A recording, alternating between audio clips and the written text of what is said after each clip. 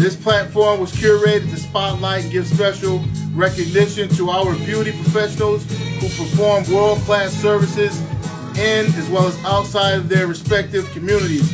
I hope everyone is well. I hope you're doing your part to help stop the spread. What's up, my brother? How are you? I'm doing well, man. You looking well. Thank you. Likewise, man. Likewise. How's the family, man? How's the family doing? Everybody good, man. Everybody good. I'm sorry I'm running a little late. I'm actually you go to YouTube right now. I'm actually doing we're having a live city council meeting, CIP hearing on our budget. So I'm in between a Zoom call and rocking with you, but I didn't want to miss because I committed. So I'm here, my brother. I appreciate you, man. I definitely appreciate you. Now you have family down south as well, correct? I think we all have. If you consider yourself an African American, and you're from Rochester, I think every one of us have family down south, my brother. There's very few people in Rochester that don't. Most of us come from either Alabama, South Carolina, or Florida. But yeah, I got family all down south, man. My father is originally from Huntsville, Alabama. My mother's from South Carolina. I got family that live in Florida as well too. Okay. So what have you been doing to stay sharp mentally, man? Because I can only imagine what life has been like for you in response to COVID-19. Yeah, man. Well, first of all, I just want to say, I thank God, man, for giving me the opportunity to even be able to talk to you today. Truly, he's the head of my life, man, and allows me to be able to breathe, eat, and do whatever I do. You know what I'm saying? So that's first and foremost. I have to, bless up. You know what I mean? But I would say to you that, I come from, a lot of years in the fire department. I spent 22 years on the Rochester Fire Department. I retired.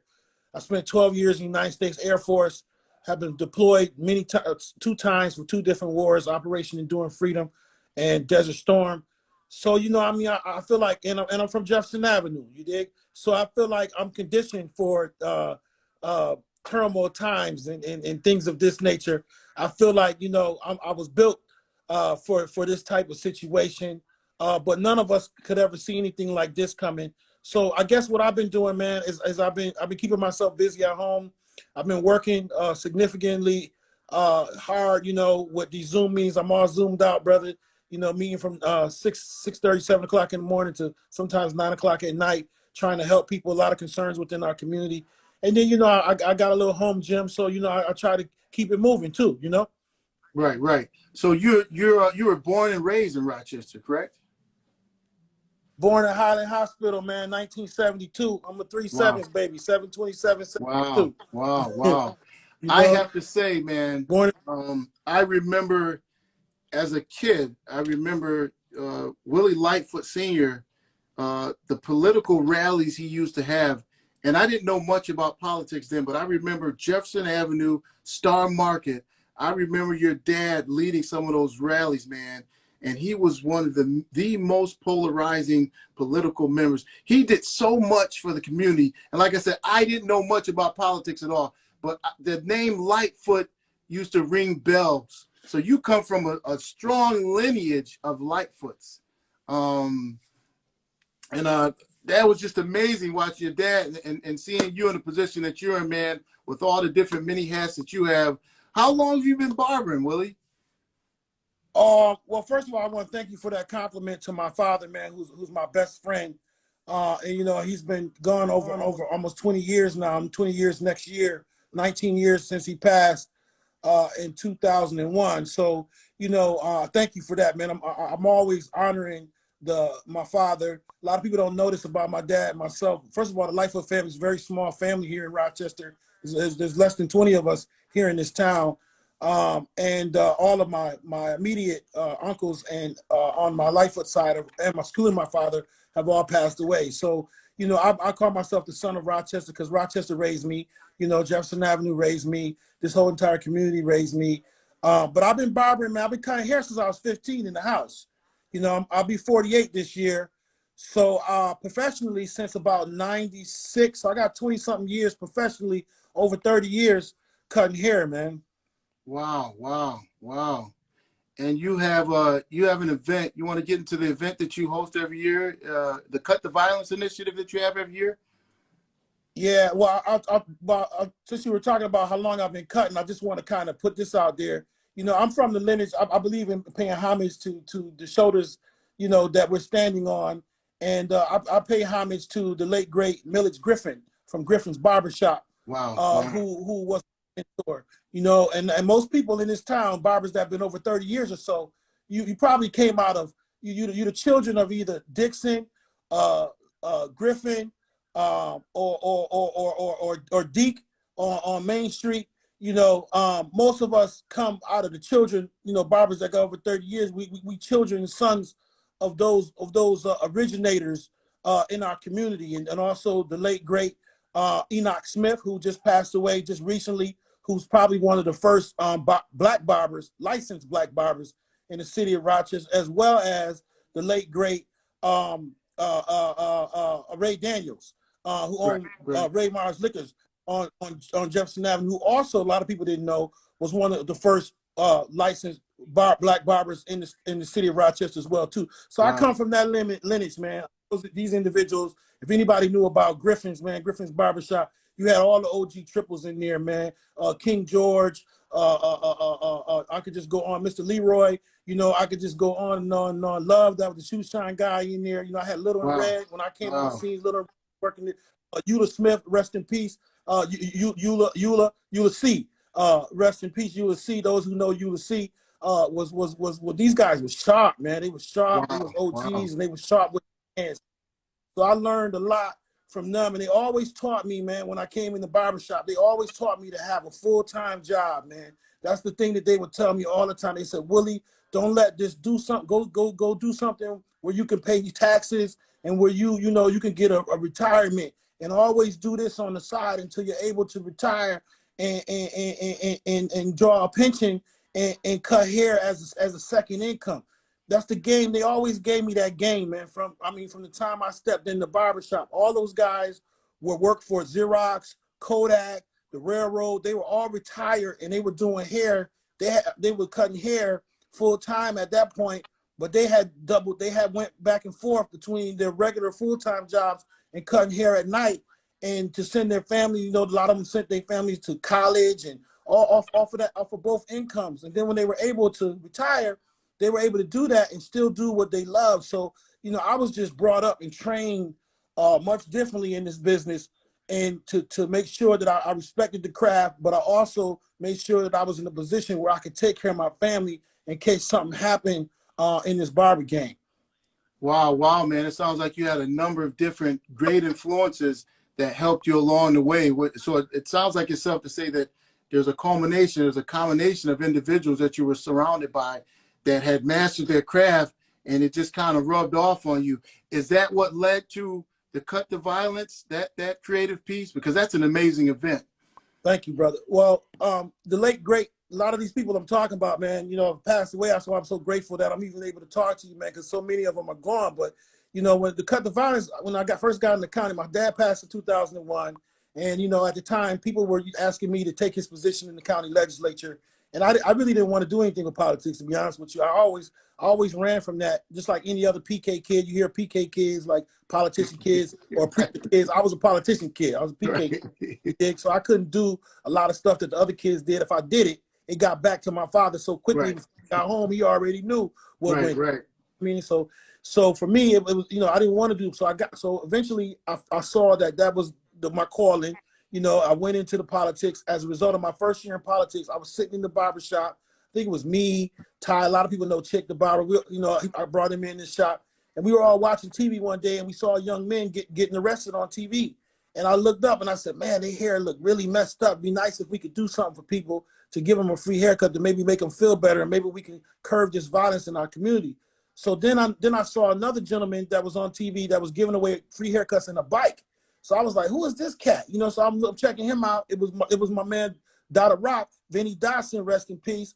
You know, who was doing free haircuts and giving away bicycles on Lake Avenue.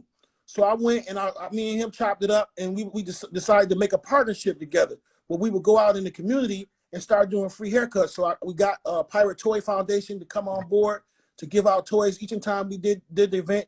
We started the event, man, way back. I want to say it was 2006. Wow. around in there, man. We're on like almost our 34th event or something like that. Amazing. And we over 2,000 free haircuts we've given out to children. We go to different barbershops. At one point when we first started, we were doing it 6 times a year. So every Wow. month we were in a different shop giving out haircuts. Then Vinny was murdered in his barbershop on Dewey Avenue. And so from now on, I always do it in memory of my man, Vinny Dotson, man, who was just a good dude. And he was also one of the helping founders of the Cut the Violence program. Wow, man, that's an amazing story. That's an amazing way to pay it forward and to give back. And I can hear the passion in your voice, and I can see it every year that you guys have it. There's always a tremendous turnout. I think the last one that you had was it at ABC across from the New Creations Barbershop? Yes, sir. We do it now.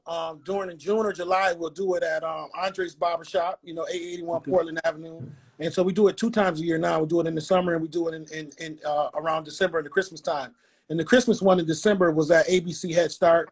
It went really well. DKX is always rocking with us, and we got so many service providers. What people don't understand about that program, brother, it's free haircuts from kids aged 10 to 17 with a company with a parent or a guardian. It's free toys. We got Hassan, the balloon lady, comes in and does free balloons. Everything in that program, the barbers that shut down their shops and come in for that day, it's all free. We don't get paid a dime. Nobody's ever gotten paid for doing this program. Wow. It's not a program by the city. It's not by the county. It's a misconception out there. We get $0 for the Cut the Violence program. And since we've been doing it since 2017, so that's 13 years been doing these free haircuts, and we do Project Homeless too. The Homeless Connect at the Blue Cross Arena. We cut all the homeless people hair every year in October.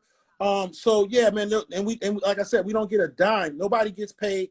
All of these barbers and shop owners and master barbers that come out and beauticians that help us, this all on the love. It's all on the strength of the love and the culture of our giving back to our community.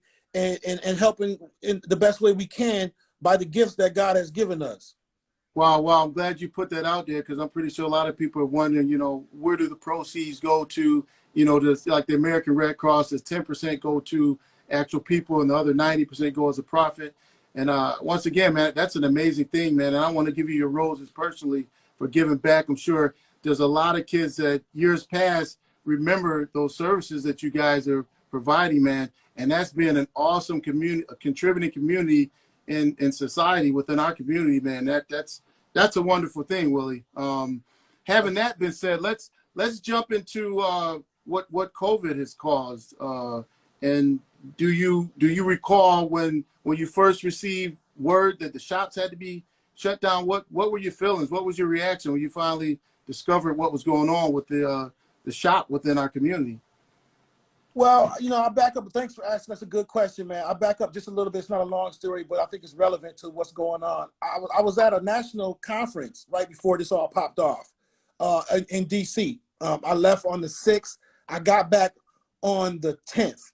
And then on the 11th or 12th, if I'm not mistaken, is when Monroe County announced that they had their first positive case. So to put it in perspective of where we are now, it's April 2030th or whatnot? 30. Okay, and it was March 12th when we got our first case. So 6-7 weeks, something like that. Hasn't been that long, and now we're up into almost the thousands, 1,200, 1,300 cases that we have here in Monroe County. So when it happened, barbers were calling me, man, because I'm chair of public safety for the city council, and I have my own facility, and I'm also a New York State barber testing facility. So I test a lot of individuals every month. A lot of people know me in the industry locally here. And so they were calling, they were asking, Willie, what do we do? Even my own barbers, like, what do we do? So I said, listen, we have to follow the directives of the governor, number one, right? At that point in time, they weren't really addressing our industry. So me and Andre was having a conversation one night. He called me up because he was concerned, and I was too, but I wasn't ready to pull the trigger on should we shut down. You know what I mean? Like I didn't think that, I realized the impact that had on people, man. So I'm like, I don't want to be on the side of people can't feed their family or can't pay their bills. I don't ever want to be on the side of that, because I know how that feels, even though everybody may not be like me that had a second job, that had a income, from a pension or whatnot. You understand? So I didn't want to be selfish of myself and go like, yeah, I could shut down and be good. Right. than everybody else. So I didn't want to make a decision like that. So when me and him was talking, and I listened to him, and he was like, Willie, listen, man, are we in a state of emergency? I'm like, yeah, we're in a state of emergency. He like, people are dying. I'm like, yeah, they're dying. He's like, well, this thing is serious, So I thought I listened to the brother. I listened to some other people that called too. And I prayed about it, bro. I prayed about it, man. And I really asked God, I was like, what should I do as an elected official, as a leader? What position should I take? And it came to me that I should write a letter to the governor and asking him to give us some guidance and to address this issue, because I believe we as barbers no one is more susceptible to spreading the disease than us. Right. Nobody, even these so-called essential workers, none of them, they can all practice some type of physical or social distance. We cannot, under the current conditions and under the conditions prior to closing down, could not practice physical and social distance. So I wrote the letter asking for him to address that, but then I also knew the importance of him putting us specifically in the executive order, because if he put us specifically in the executive order, when it came time for them to start passing out that bag, I knew we had to be in line, okay, because they forced us to close. It wasn't like we closed on our own, self. So sure enough, I sent the letter out, I want to say about the 15th or 16th. Within 24 hours of me sending the governor that letter, his team got back to me. Wow. And they put the executive order out saying that they were shutting down all of those appearance enhancement industries in the state. And then they were also going to be allowing, in the stimulus package, we found out that they were going to be allowing independent workers to apply for unemployment. That was huge. Good deal. Because never before in the history of unemployment, what did they include us? You know what I'm saying? Barbers, beauticians, independent workers. So once I saw that, there was a sense of relief that came over. But at the same time, on March 24th at 8 o'clock, when we had to close our doors, I had tears in my eyes, man. I've been open for 17 years. I built that building from the ground up. I'm one of the few people Black that has built anything in this city from the ground up in over the last 20 years. So I built that building with my blood, sweat, and tears, brother, and never been closed in 17 years. So to close my door was very difficult for me, very difficult. But I was glad to know that we were doing something on the side of public safety, public health, and that our people, if given the proper information, could go out and get unemployment. Right. Man, that's amazing, man. I commend you for the blood, sweat, and tears, man. I've always known of your barbershop, but I didn't know the exact history of it. So having that been said, what are some of the things that you're going to have to do with the shop now, as far as getting your workers back to work? And I know you've been in constant communication with, I think Bob Duffy, he's an advisor or something like that, communicating with him and figuring out the next steps when you reopen. Yeah, I know Bob is a part of the reopening transitioning team, but I haven't really been in contact with him. I've been dealing directly with the governor himself, specifically. If you remember, a few years ago, the governor, Bill Clinton, the mayor, all came to my shop, and visited my shop. And that was a great moment for Jefferson Avenue, for my shop. I mean, Bill Clinton in the shop, bro. It was like, it was popping, man. Willie, I got to show you a picture. Hate to cut you off. I got to show you a picture. I got a rare opportunity. I'm going to share these pictures with you because unbeknownst to you, I was there that day. I'll let you finish. Wow. Yeah, no, so brother, it was lit, man. It was. I have a relationship with the governor. You know what I mean? Like we know we're not friends, but he know who I am. I know who he is, you know what I'm saying? So, and we're both elected officials. So I felt that it was within my rights to be able to reach out to him directly. And so that's what I did. And that's what I've been doing. And so I have a direct contact person with the governor's office. And so you have to answer your question. I wrote a second letter that went out this week, a couple of days ago. I just posted it a couple of days ago, asking for them to look at the sanitation code, New York State Sanitation Code, Section 10. They need to readdress that code. I asked them to reinstate the Barbers Board and also include other appearance enhancement individuals on that board, because a lot of these situations that occur, actually the board could be helpful in helping them navigate, guiding the state through stuff if we had a board that was inclusive of everybody, upstate, middle state, downstate. You understand what I'm saying? Right. And so I personally, man, this is just for me. Now, I'm not telling nobody what to do, but I'm giving you my personal opinion. If the governor's office, which I know he's not, but if he said we could open up tomorrow, I wouldn't open up my shop tomorrow. I don't think it's safe. We don't have enough testing. We don't have a vaccination, which we know, I heard you say coming on, it could be a year out. Bill Gates said 18 months before we could have adequate vaccinations. So I just think, you know, the only reason why we're seeing a decline or why they were flattening the curve is because we've been complying with the directives and staying home and doing all those other things. So why would we, you know what's going to happen if they open up without changing anything? Everybody's going to be rushing to the barbershops and salons because they need to get done. Now you got a bunch of people rushing into potentially a lot of the shops are kind of small, into a small facility when you've asked them to practice physical distance. Now you got all these people lined up to get a cut, lined up to get their hair done, and they're not practicing social distance. So I would say until we can have a real serious conversation about what is it going to look like for us to be able to manage our customers safely, for us to be safe and for them to be safe as well too, I would strongly caution people to be so quick to reopen. Right. I mean, I commend you for spearheading that.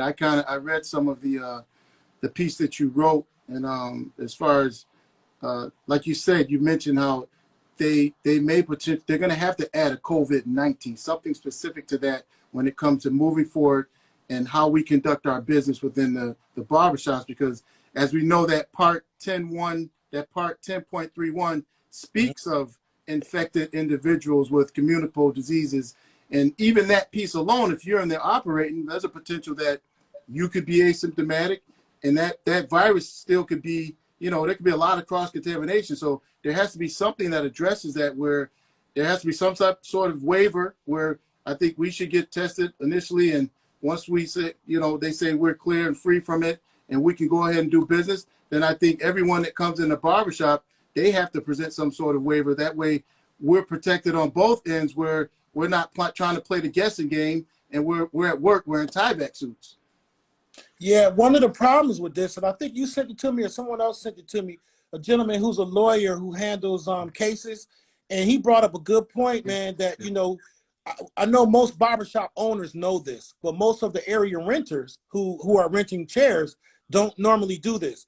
But each individual, you know, barbershop owner is supposed to have liability insurance anyway in the city of Rochester. That's one of the requirements of opening up a business in our cities. You have to have adequate insurance, liability insurance. But then also technically, every barber is supposed to have area renter license as well.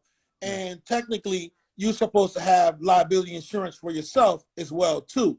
Now, people may want to consider that, because the reality of it is this: if somebody comes into your shop and you have no way of knowing you got it or they got it, I know you mentioned testing ourselves, and I agree with that, but let's say that none of that happens. They don't address that.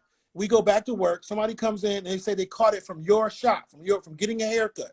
They're now going to press a lawsuit on you. God forbid they pass away, and now you got a wrongful death lawsuit that's passed on you if they can trace it back to being potentially infected in your place of business. Right. So this is something that's going to be something that we're going to have to need to discuss, whether it's via waivers or testing. But I'm saying all of that stuff got to be put on the table, and we got to have a conversation. And that conversation shouldn't be directed by the politicians. Right. That conversation should be directed by the service providers. And to some degree, even some of the community should be able to weigh in on that too. Okay, because to the consumer, right? So I think there's a whole lot of work that's got to be done before we just all of a sudden talk about reopening. To be done, and for the individuals that don't qualify for the stimulus package, for whatever money management issues they had, I'm hearing, you know, in different conversations that some barbers are actually making more money now. So there's a lot of cushion and wiggle room there as far as paying the bills until we get back up and running. The folks that did what they had to do as far as managing their bills, they're still able to pay their bills. And it may be a very painful process for those that did not, but I think we have to make sure that we do this right. because like you said, you have to ensure first and foremost that you're safe, and then there's a potential risk of there's potential negligence on your part if everyone that comes in that door, you don't protect them as well. So we might be one of the last people that open, but I think my personal opinion is it's probably going to be for the better, because hopefully at the end of this they make us essential and they add on some other significant pieces that kind of gives us that title so we can move forward and kind of increase being the professional infectious and control professionals that we are. Yeah, I agree with a lot of what you said. I think ultimately though, I don't think we'll be the last to be essential. And the only reason why I say that is because you have people like myself who are having these conversations on the city level, I'm kind of speeding up and making sure that we're prioritized, at least in the city of Rochester. I can't speak for nowhere, but in this city, I can guarantee you, barbers, beauticians, appearance enhancement industries should be happy to know that they have somebody like myself who's at the table. Good to know. Advocate for our industry, brother, and making sure that we ain't left last. We ain't left, you know what I'm saying? We shouldn't be the last to close, but the first to open either. You know what I mean? So also I would say, man, as far as you're absolutely right about a lot of the people that are collecting unemployment potentially are making more money than they were making when they were working. Currently, right now, under the stimulus package, they added an additional $600 to unemployment. Unemployment normally capped at $500. But now, potentially, once the taxes come out, you can be getting $800 a week. There's a lot of barbers that was not getting, let's just keep it 100, was not getting no $800 a week. That wasn't happening. So I would say that there's a brother said, what about the people that are barbering in their sole income? You apply for unemployment. If barbering was your full income, apply. And here's if you're having issues logging on to the unemployment office, I know a lot of people are having problems. You need to call the mayor's office, constituent services, Tracy Miller, at 585-428-6684. You call her, tell her I told you to call. You ain't even got to tell her I told you to call. Just tell her you heard that she can help you with unemployment. She has a direct line to the unemployment Department of Labor office to help people with their cases. So if you're out there and you're applying for unemployment and you don't know how, you're frustrated, you can't keep getting kicked off, you can't talk to somebody, call that number, call Tracy at 585-428-6684, and they will help you out. But I would say that, come July 31st is when the 600 ends, but the extra 600. And then they're talking about, I was just on a call recently with Congressman Relly, they're talking about maybe extending that. So I would tell people, if you're able to try to hold on to that and do the right things with it. The UPBCA, I heard you talking a lot about our organization. We just gave a personal monies management literacy class on last Monday. And we did that class. You can find it on our website, upbca.org. You can find us on YouTube. It's on our Facebook page, the whole entire 2-hour class.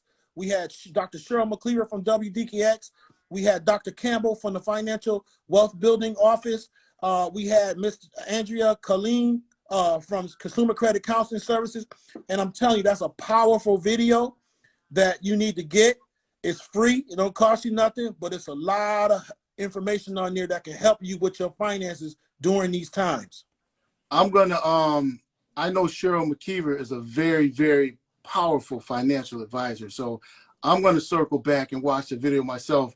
I personally know, believe it or not, Lomax. I know Lomax. So I'm definitely going to go back and watch that video.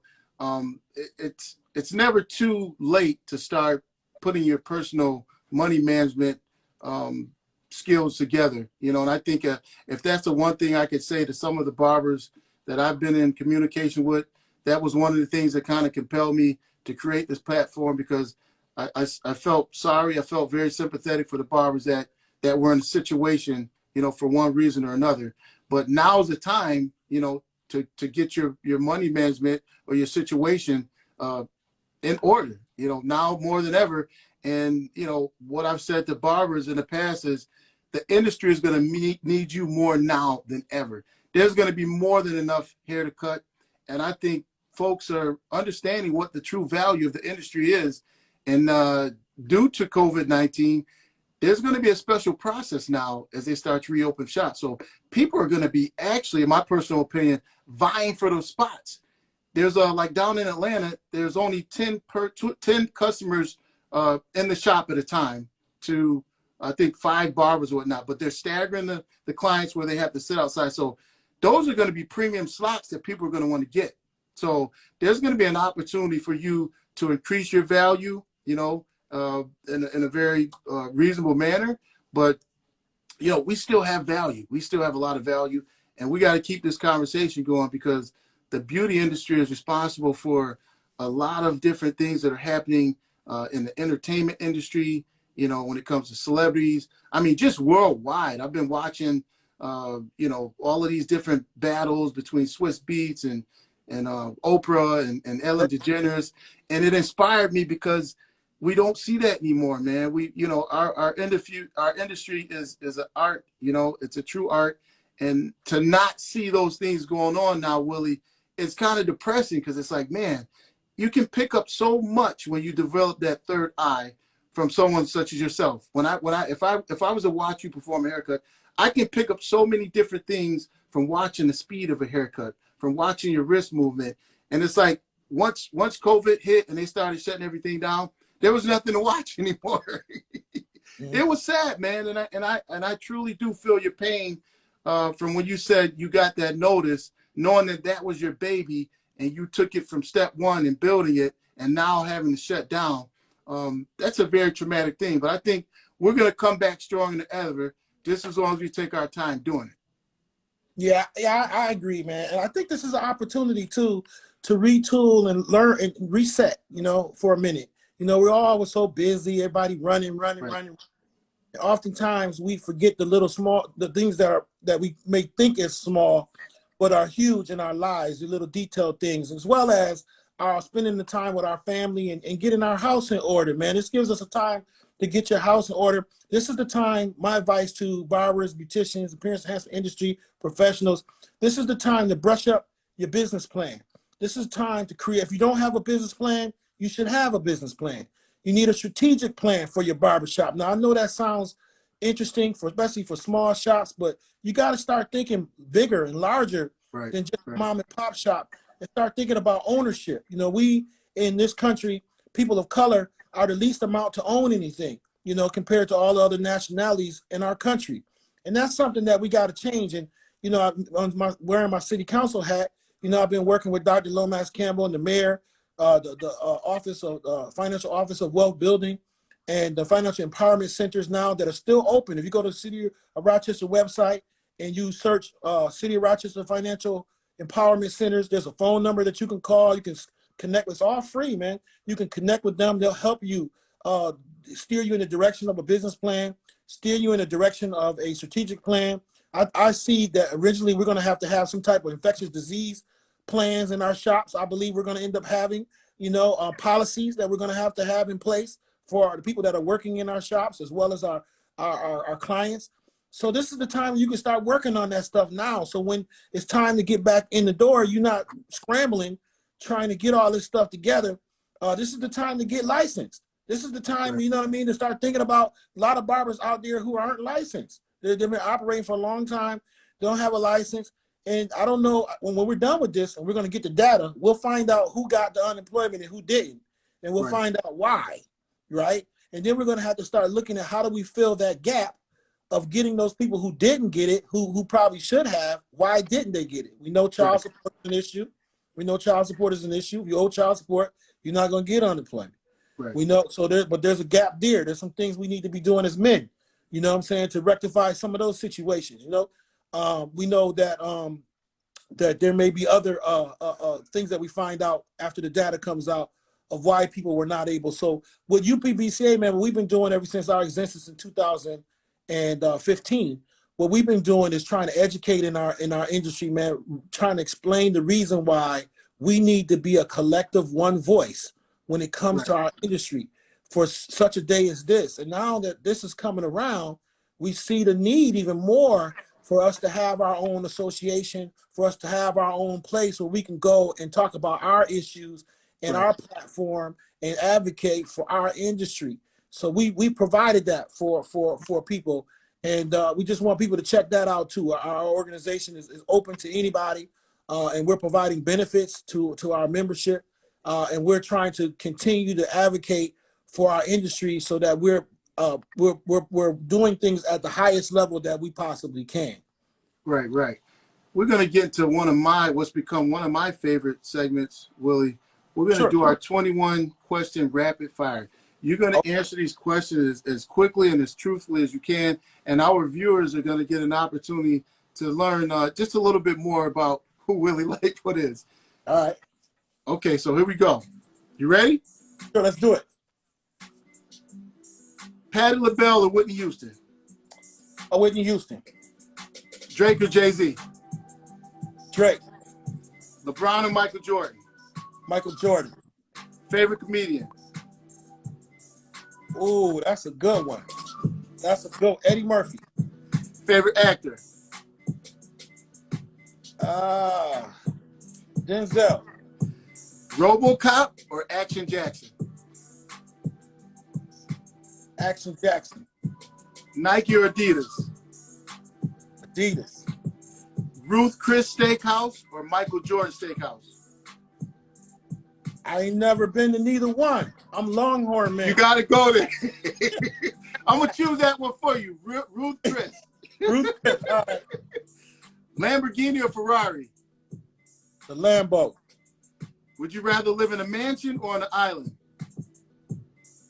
I don't want to live on no island, bro.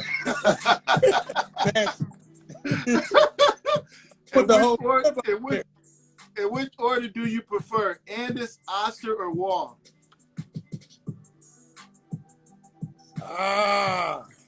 Them oyster octanes is sick, though. I'm going with the oyster octanes, baby. The oyster octanes is bad.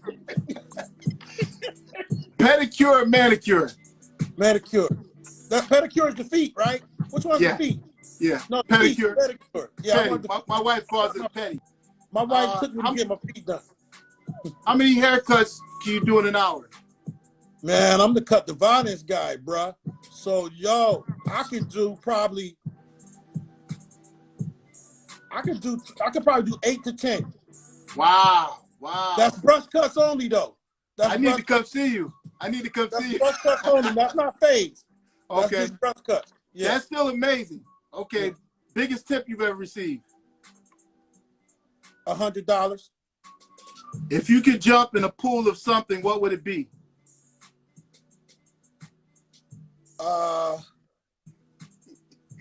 Water. If you had, I'm gonna keep PG, you know what I mean? That's your politically correct answer. I'm gonna keep that PG. Okay, if you had a time machine, would you go back in time or visit the future? Oh wow! I think I'll go back. Okay. Yeah. If you could rename the city of Rochester, what would the new name be?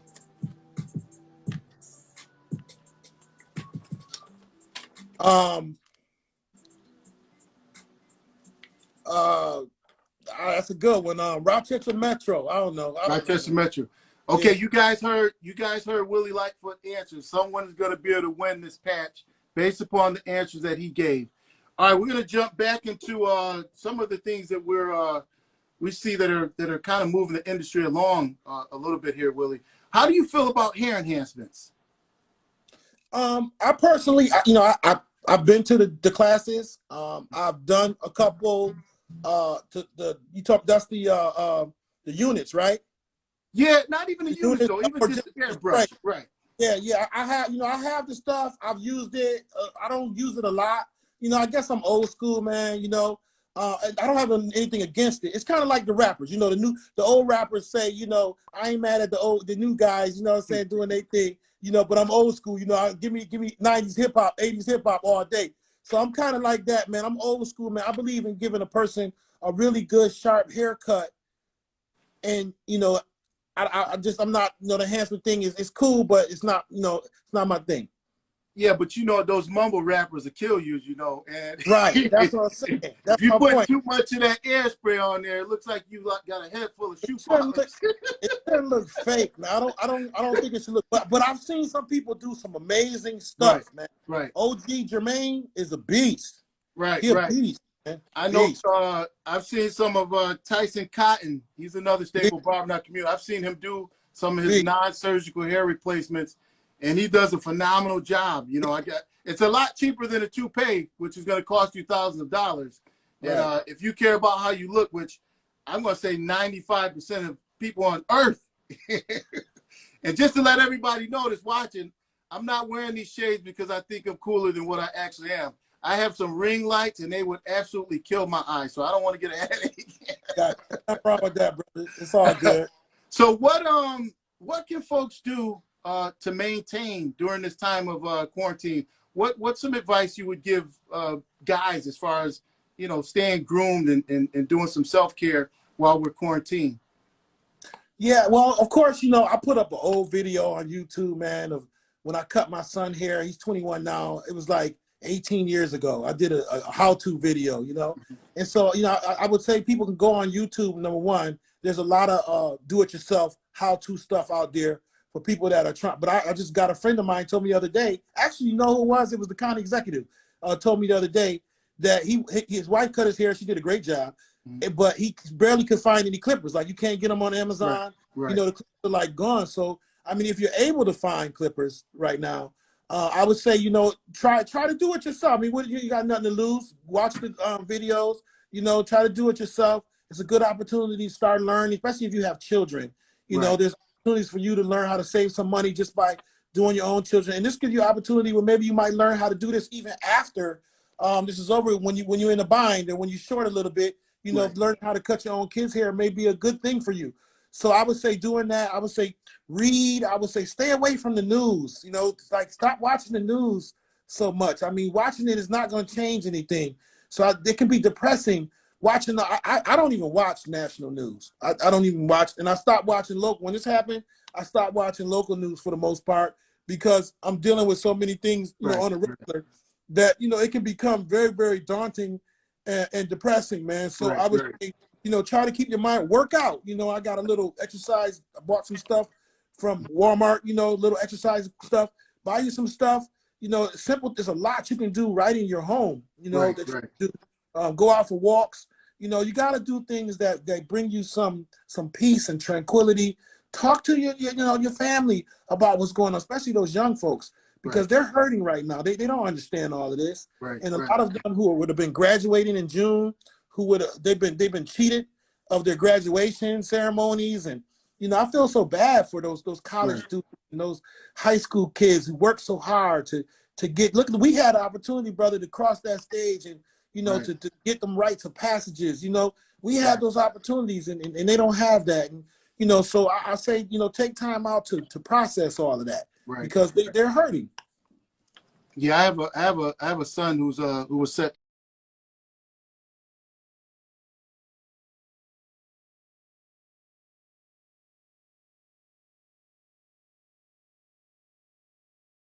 who was set to graduate from Greece Odyssey, and that's a foregone conclusion. So we have a little lawn sign, and a bunch of parents are randomly picking students to buy them a graduation gift, which is awesome. But like you said, there's nothing like walking across that stage and receiving your diploma. You know, it's years of hard work. It's that great 4-year run with your friends who might become lifelong friends as you move on to college. So there's going to be a void there forever. And it's going to be like those moments where when 9/11 hit and people are going to be saying, hey, what did you do? Or what were you doing at that time? And what happened? You know, God willing, we'll be sharing that with our great grandkids and whatnot. But just to piggyback on what you're saying, Willie, yeah, this is a time to decompress.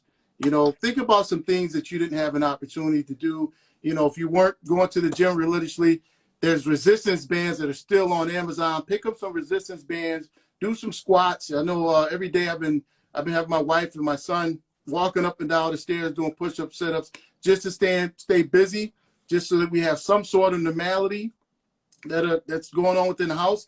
And here's a great tip, and I know my wife is listening. Find a different place in the house where you can kind of have your alone time, some me time. You know, too much of anything is not good for you. Okay, so the dynamics of different relationships are breaking down. The domestics are raising. There's a level of domestic that are going through the roof. So this is a perfect opportunity. I might not eat after this interview. This is a perfect opportunity for you to develop a new intimate relationship with your wife or your kids. We will never be able to get this time again. I mean, I don't think I would ever be able to get this interview with you, Willie. So I really do appreciate your time. And as far as self-grooming, like Willie was saying, if you have some clippers and a guard, just put the guard on. You can't do any harm. It's only going to cut it down to one length and live with that. You know, let us professionals take care of the outline and the fade and all this other stuff. Oh yeah, I forgot to ask you, Willie, what is your favorite all-time haircut? I would say it would probably, well, all time, the high top fade, man. Mine too. I like that high top fade, man. Now, who wore it best? Who do you remember wearing it first? For me, it was Big Daddy Kane. I was gonna say Big Daddy Kane. Okay. Yeah, and then and Kumo D rocked it, and then well, Bobby Brown came with it, but he put the high low. Kid Play. Right. So they were after it because remember Kwame had it too. He had the high low. They called it the Gumby in it too. Yeah. Right. Man, yeah. It's amazing how a lot of those styles are circling back. The younger generation are wearing them now, man, but they don't do much with the top. No, that's that sponge thing. Now, you know what? This is what I trip off of with the young people. When we came up, girls was real funny about your hair. Like they liked the brothers with the real nice curly hair. You know what I'm saying? Hair. You weren't supposed to have no nappy hair. These young men, they got nappy hair, man, and they the bomb, you know? I'm like, girls wouldn't even talk to us if we had nappy hair, man. You know? Listen, they would drill you from the start to the end of the day, man.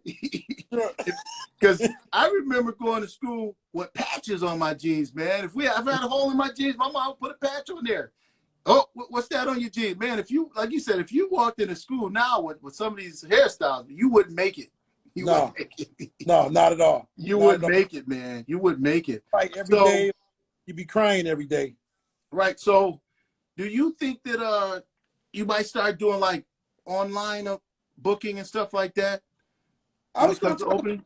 Yeah, I've been doing online booking. Okay. Yeah, I've been doing online booking. I took it off my site when this happened because, of course, I wasn't booking anybody. But I've been using Squarespace online. I put that out there for those. There's different tools out there available, but I've been using that, and I think that I'm going to talk to my folks when we do get back about putting them on it as well too, and maybe we'll start going to a strictly online booking model. But I've been doing online because I'm a traveling barber. I cut hair at the state hospital for many years. Okay. And I travel up St. Joseph. I had Villa. I had that. I just got 2 contracts that I was getting ready to go do recently. We getting ready. We're working on some major projects, some stuff we're doing in the school district too.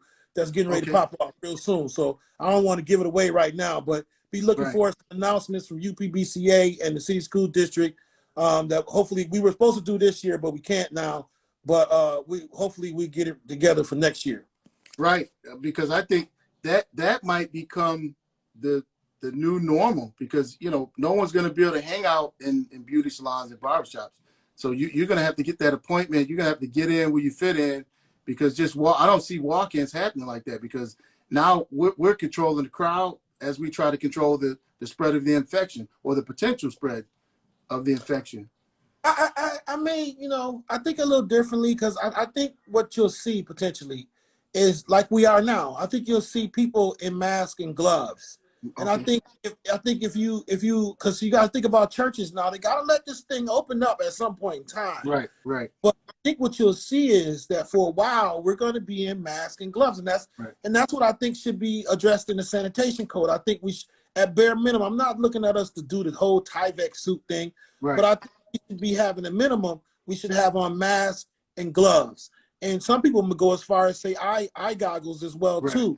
I don't know. I think for the women who are doing hair, I think that makes more sense because they're dealing with chemicals. They're washing hair a lot, stuff spraying up from that sink, and they're standing over a person on the sink.